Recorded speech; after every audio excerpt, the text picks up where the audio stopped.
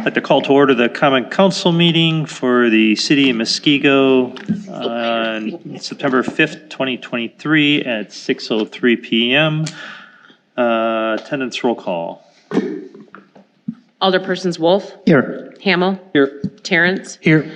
Alderperson Kapusta is absent. Alderperson Schrader. Here. Kabaki. Here. Madden. Here. We have a quorum present. Statement of public notice. This meeting was noticed in accordance with the open meeting law. Public comment. Any city residents or taxpayers wanting to speak to any agenda item?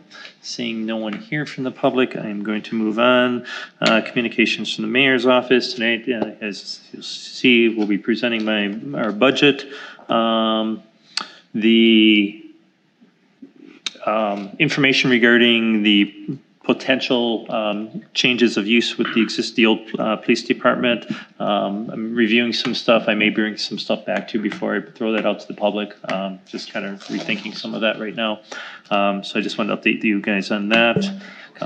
That's all I have from the mayor, communications from the mayor's office. Public hearing to consider the repeal and recreation of section 386 floodplain zoning of the City of Muskego Municipal Code to incorporate changes mandated by the Wisconsin DNR and the minimum standards of National Flood Insurance Program, NFIP, through FEMA.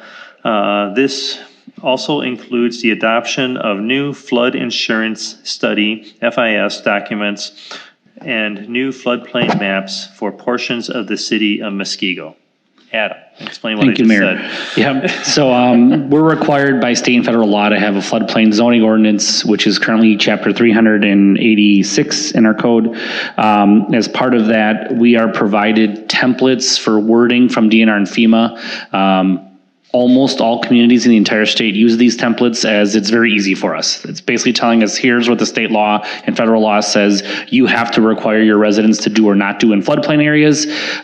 We could choose to not adopt these. There are very few communities in the state that do that. Seems like a very bad move. If you don't adopt them, your residents cannot buy flood insurance. So it's kind of a no-brainer, I think, for 99% of the communities to say, yeah, let's adopt the rules that the bulk of the state's following.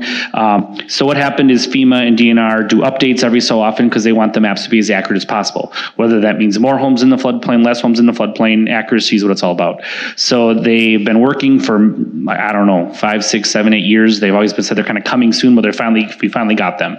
It does not affect all floodplain mapping in the city. Maybe half the floodplain areas are affected. Like I said, I know there's some areas like Quietwood Creek where there's been a lot of people that were mapped in the floodplain are now not, which is what we thought was always more accurate. There are some areas where floodplain has grown a little bit, so it could put some people in a floodplain. If anyone wants to check their property, they're welcome to reach out to staff in our department. But either way, we're adopting the new maps as we're required to, and as part of that, FEMA and DNR say, hey, it's a great time to make sure your ordinance is up to date, so here's our new template, please adopt it. So it's really, we're adopting what we're required to do in order to offer our residents the ability to purchase flood insurance on their own. So like I said, anyone is welcome to come to our department to review the maps or the studies. Staff can have resources for that, but really it's just a code change to meet all the current standards that are out there and accept those new maps. Any questions for Adam before I get feedback from the blustering public that's here? All right. Anyone from the public that wish to come forward, please state your name and address and be heard. Seeing no one come forward, I declare this public hearing closed. So we'll call the Common Council meeting back into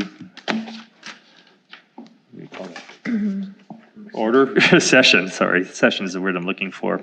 I did give you communications from the mayor's office, but I did forget a very key part to announce that as I discussed in my budget, the police, we do have a agreement that's been for the 3-year police contract. We've been working on that for a number of months. We had a tentative agreement with the leadership. The actual membership voted on it this past weekend and approved it. The main financial part of that was, as I stated in there, for 2023, because the contract ended, and on January 1, 2023, they get a 3% in January, 1% in July, and then the last 2 years, it's 2% and 2%. The other changes in the contract really were 12%. They're going to be doing 12% of their health insurance. And I think that's about it. Otherwise, stuff's more management stuff. Any specific questions on that? Okay, that'll be bringing forward probably next meeting for ratification by the Common Council.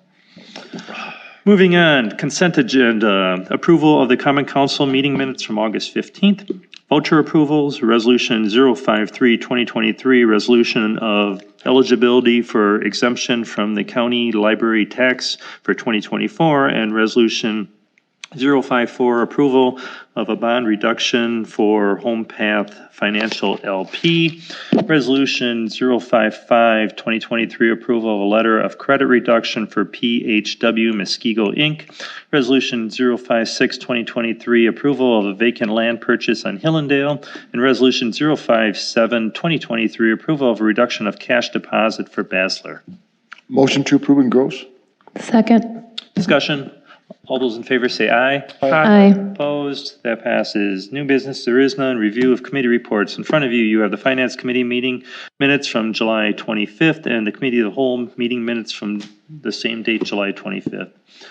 First reading of ordinances, second reading if rules are waived. Ordinance 1493, an ordinance to repeal and recreate Chapter 386 of the Municipal Code of the City of Muskego floodplain zoning. Any information that anyone requires for the second reading?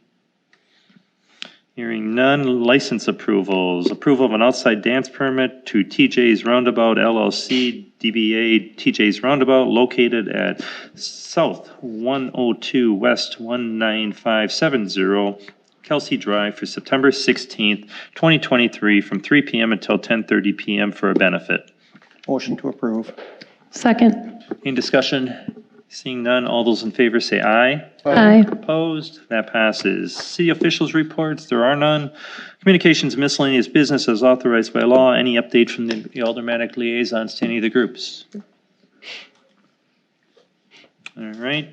Any future agenda item requests? Just a comment, just because we changed our schedules and I don't know, people are used to us the 2nd and the 4th of every month. When is the next meeting? The next meeting will be 2 weeks, then the 19th. 19th. Yes. Is that going to be the new schedule from now on? No, that is just that after this month. That's We'll it. go to the 2nd and There was 4th some again? summer, Okay, I'm stuff just to move checking, around. just so I can yes. get my schedules together. So October 10th for October? Okay, Yes.